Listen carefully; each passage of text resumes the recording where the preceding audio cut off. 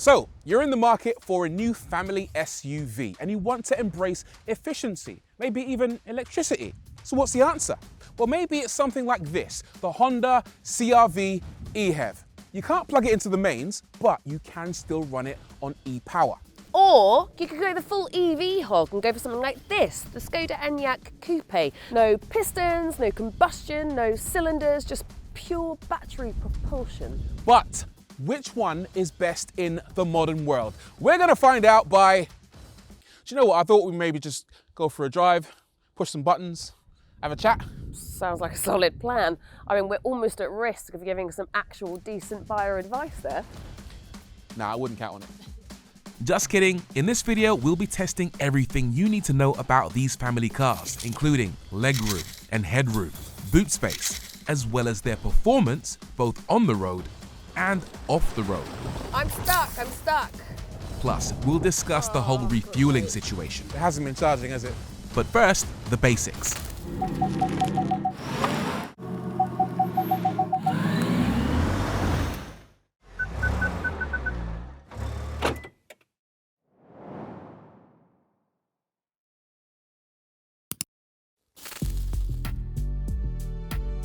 The Honda CR-V is very much the continuity candidate.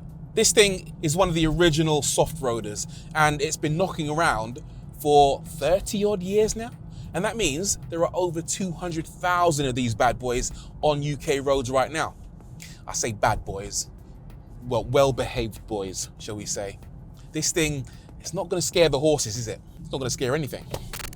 The Enyaq is the electric upstart. This is not a combustion engine car that was hacked about to fit in an e-motor and some batteries. This was designed as an electric car from the ground up on VW's MEB platform. The Enyaq range was facelifted last year for more power, faster charging and a bit of extra range. New cars coming in 2025 will look like this. They haven't announced a VRS version with the new looks as yet, so if you want the top dog in the Enyaq range, this VRS with its extremely bling front end is the way to go. Alex, shall we talk price? Because these two are right next to each other on the supermarket shelf, aren't they? The CRV costs from £46,000 and the version I'm in, that's about £50,000. Same here. The Enyaq Coupe actually starts at $46,200, although the VRS version is a little bit more, 58 grand. Nearly 60 grand for a Skoda, that's a bit punchy. 50k is a lot for a Honda SUV, but let's face it, literally no one is going to be paying that for these cars, are they? Nah, they're going to be leasing them. And on that note, I should probably do my little leasing plug. Head over to Also Trader, where you can lease cars exactly like these two. I looked online and they're going for around £400 to £500 a month. Plus, you can get yourself a pretty good deal on soon-to-be facelifted cars like Alex's. That thing needs a facelift. I like the glowing face. I think it looks good. It looks a lot cooler than yours anyway. Anyway, now that we've got the sensible money chat out the way, shall we see which one's fastest? No. Why not? Because it's not this one. Despite my reluctance, Alex insisted that we pull over and find out just how fast each of these cars could get from 0 to 60. You're not very confident, are you? No, I'm not. I've only got 180 horsepower and it's a big car. I'm not even confident it'll get to 60 miles an hour. Come on, let's find out. Okay, fine. CRV, I need you to channel all the fast Hondas of the past. NSX, Civic Type R. Let's have it. You ready? Hold on to your horses.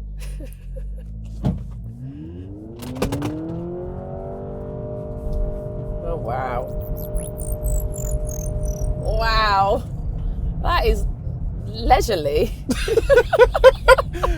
Definitely didn't channel an NSX at all. It's sort of channeling dairy cow.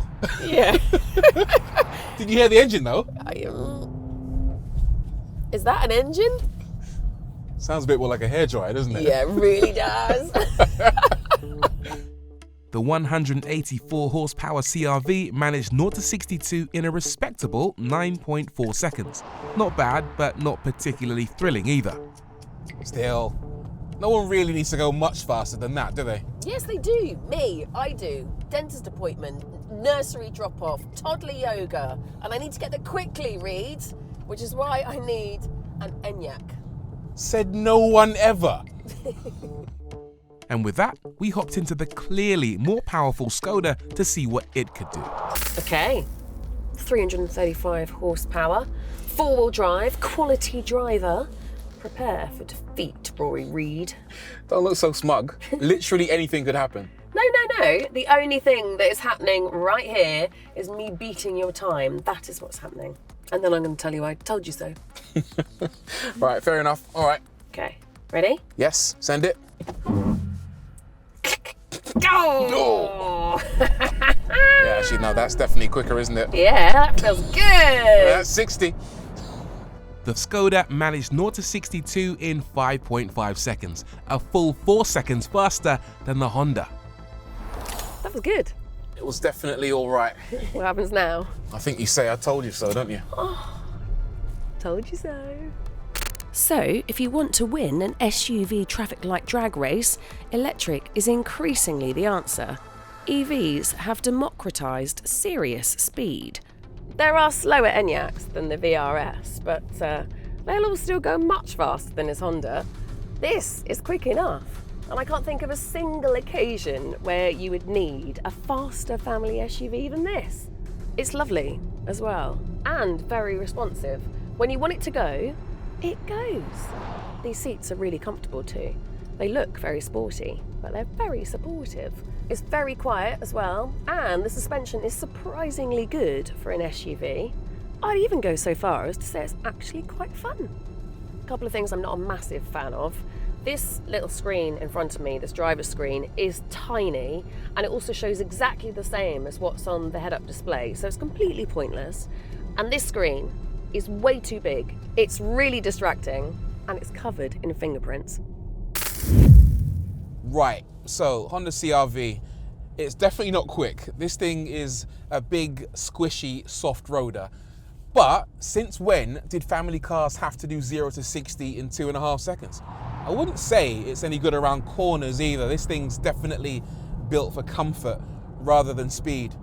Having said that, the seats are excellent. I could drive for miles in this thing, no problem whatsoever. It's definitely not as quiet as the Enyaq, even though it is sort of semi-electric. The suspension is actually pretty good as well. It's nice and soft and cuddly. It's a big cuddly teddy bear of a thing, this car. There's a lot to like about this thing as well. So to turn on the heated steering wheel, the button is on the steering wheel. The heated seats are hotter than the surface of the sun, and there are a couple of extra clever little touches. If I press this stalk on the indicator, my screen shows me my left-hand side so I can see my blind spot.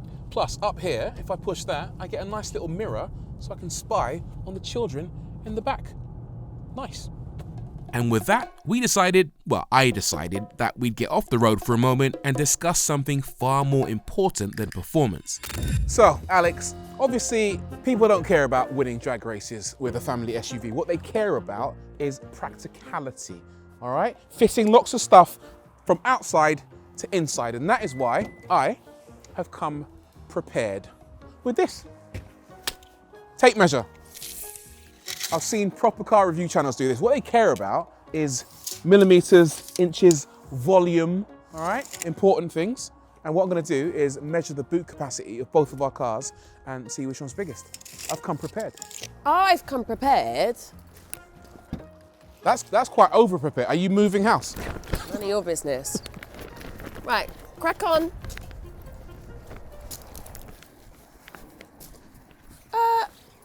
Rory? Yep, This the GTS version? yep, The hybrid? yeah. Why aren't we testing this hybrid? That's tomorrow. Am I on that one? No. Oh, terrific.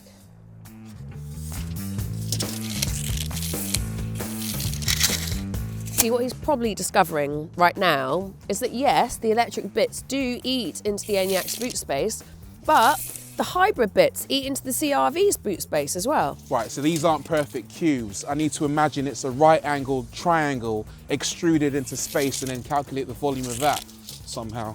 One thing I should point out is that My CRV has a nice little waterproof boot floor cover, and the Enyaq ain't got it. If you do want more boot space in the Enyaq, then you could go for the regular version over the coupe, but then you'll lose that sports car silhouette.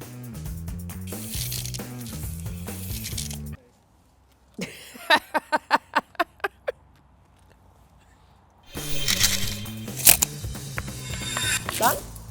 Mind if I join you? By all means. Found another share in your boot. Research complete.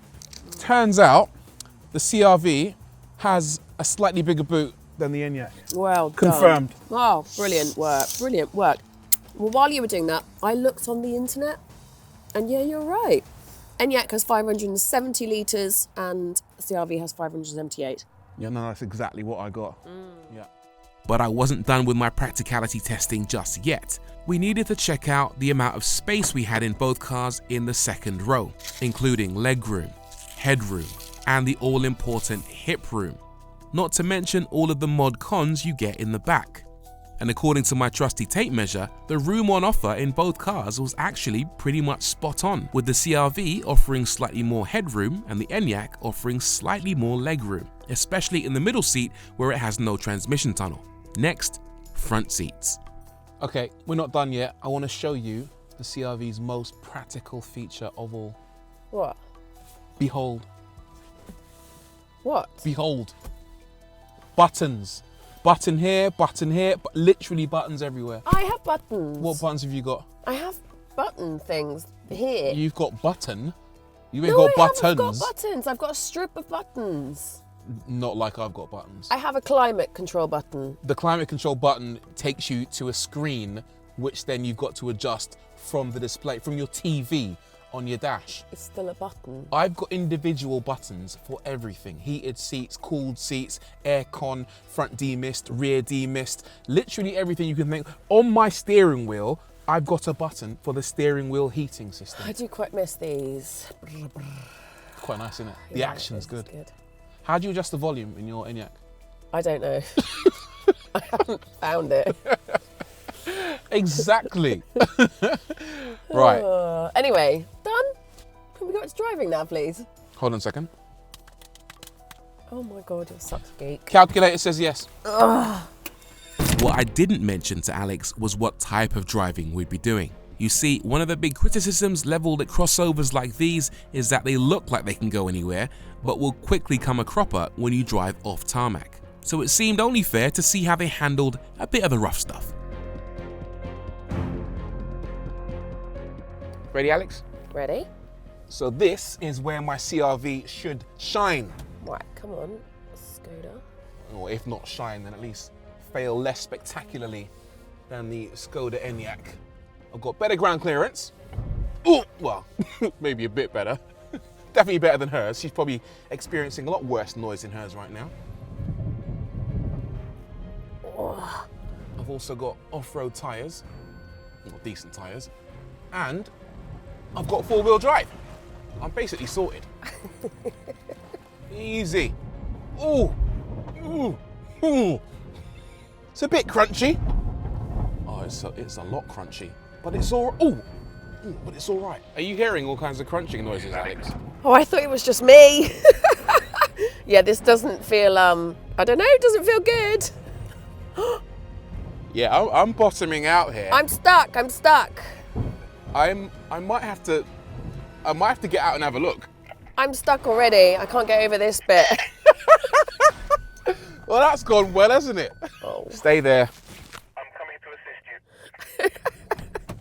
Right, Alex, I don't think you're going to go much further than this. Wait. I've just found a mode button. You weren't in the right mode. Well, you know, hang on. Let's just see what happens. Sport mode, eco mode, traction mode. Yeah, that sounds quite helpful in this scenario. Reverse. Just reverse back about 10 meters, and I want to just see how you do. Go on.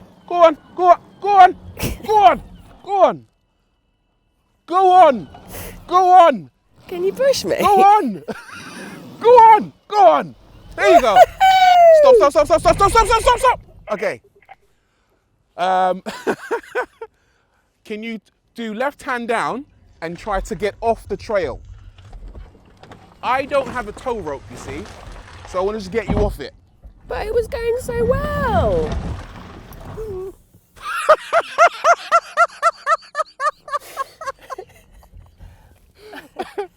You know what's happened there, Alex? You're stuck. I've put traction mode on, I'll be fine. This, I can conclusively say, this is not an off-roader. Reverse, I'll push you.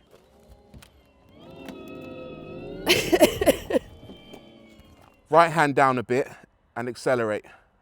Go for it.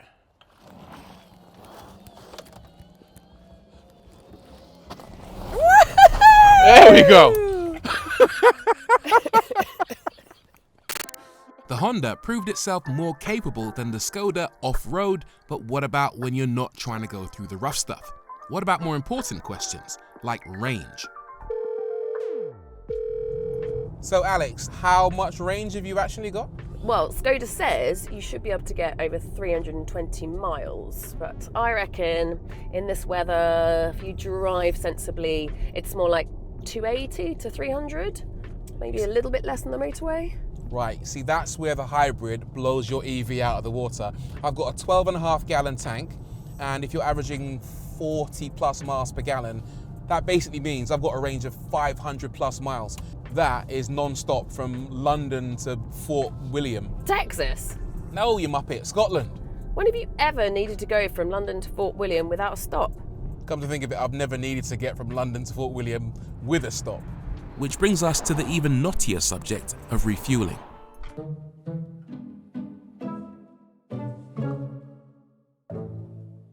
The electric Enyaq should charge fairly quickly at up to 135 kilowatts for 10 to 80% in 36 minutes. But that's assuming you find a fast enough charger that actually works. Try plugging it in. Do what? Have you done this before? Well, now I'm a bit concerned. Is it charging? I don't know. I don't think it is. What does that mean? Now you need to pay. Can't you pay? It's not going to work. All right, I'll pay. It's not working, is it? 89 pence per kilowatt hour. Oh, I've got to download an app. It's actually quite tedious, isn't it? Like when it works, it's fine. What do you do now? You got to register. I cannot be bothered. Now it's red. Oh, is it charging? No, it's not charging. It's literally not working, Alex. You can get your breasts screened over there as well. Why are you dancing? I'm so cold. We need to talk about the state of recharging in the UK because it's quite bonkers. Yeah. If you've got a driveway at home and a cheap overnight electricity tariff and a home wall box, you are golden, right? Because you can charge up for what? 8 pence per kilowatt hour? Yeah, so I pay, I reckon about 8 pence per kilowatt hour, works out to about £6 overnight. £6 to fill your car up. It's like 2p per mile. That's really cheap. But yet, if you come to a public charger like this one, I think it's 89 pence per kilowatt hour. Yes. So that's like 65, 68 quid. About 68 quid to fill up. So simultaneously, this car is both way cheaper and way more expensive than a petrol or hybrid car. Either £6 or nearly £70. Yeah. That's crazy. That is bonkers. Whereas my CRV is about 80 quid to fill up, regardless of where I fill it up. So But it's really slow and it doesn't look very nice. you say it's slow, but how slow is the charger? Really slow. Right, so you see how much charge you got? Yes. Has it been charging? No. It hasn't been charging, has it? It still says 47%. I'm getting in my Honda. Oh, I can't cope. Oh.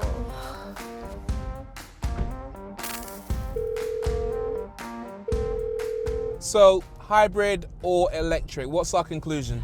The conclusion is that this is a very good EV. It's just not very cheap though. Yeah, and this is a good hybrid, also not cheap. If you want a Honda that runs on electricity but also doesn't run on electricity, this isn't a bad shout. The question is though, I guess, is whether you go full electric or full hybrid. And I guess the answer is that there's actually no one size fits all, right? If you don't drive more than 200 miles and you've got a home charger, then an EV like this works well. But if you do big distances and you like the comfort blanket of a 500-mile range, then this car is gonna work for you. Just don't kid yourself that you're going electric. You're just going slightly more complicated petrol. So our definitive conclusion about which of these two is best is that there is no definitive conclusion. It's very 2025. Live your own truth. You do you. Ride your own wave. Even though you're fed up, you gotta keep your head up. No, wait, that's 2-pack, isn't it? Sorry, I ran out. Basically, both of them work very well. Just pick a side and stubbornly die on whatever hill serves you best. Just don't forget to tell us which one you'd pick in the comments below. Thanks for watching.